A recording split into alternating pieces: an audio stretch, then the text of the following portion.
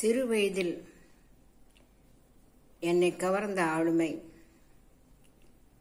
என்னுடைய சின்ன பாட்டியுடைய தங்கை, பட்டம்மாள் என்று அழைக்கப்பட்ட அன்னபூர்ணி அம்மாள். அவர் கணவனை இழந்து வெள்ளைப்புடியை கட்டி கொண்டிருப்பார். அவருடைய ஒரே மகள், அவளும் குழந்தை கிடையாது, சிறு வயதிலே அவளும் கணவனை இழந்தவள். ஆனால் இந்த பாட்டிக்கு ஒரு உலகளாவிய அன்பு உள்ள, யாருக்கு என்ன பிரச்சனை என்றாலும் அந்த பிரச்சனை, அது பண பிரச்சனையோ வீட்டு சண்டையோ இழுத்து போட்டுக்கொண்டு அதை அவர்களுக்கு உதவி அதை சரி செய்து வைப்பாள். அவள் சொன்னது எல்லாரும் கேட்பார்கள். எல்லா தெருவிலையும் அவளுக்கு அத்தனை பேரையும் தெரியும். பஞ்சாப் போர்டு பிரசிடென்ட் எல்லாரும் பேர் சொல்லி கூப்பிடுவாள். கேட்டால் கிளாஸ்மேட்டு, ஸ்கூல் மேட்டு, படித்தது 3ஆம் கிளாஸ். ரொம்ப ரொம்ப ரொம்ப பெரிய மாணவம். அவட்ட ரொம்ப ஒரு பரந்த மனசு இருக்கு அவளுக்கு. தினம் காவேரியில் குளிப்பா.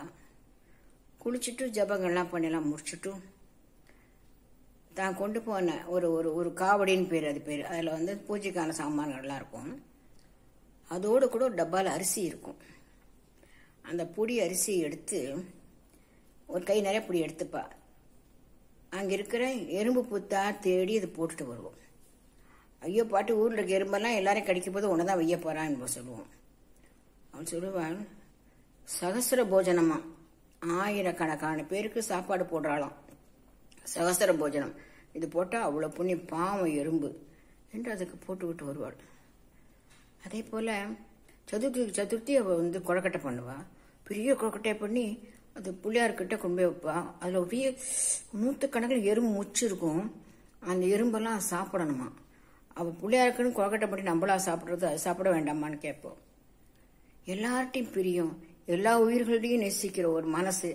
இதை நான் பட்டாம்பட்டிகிட்ட தான் கற்றுக்கிட்டேன். ரொம்ப உயர்ந்த மனுஷி.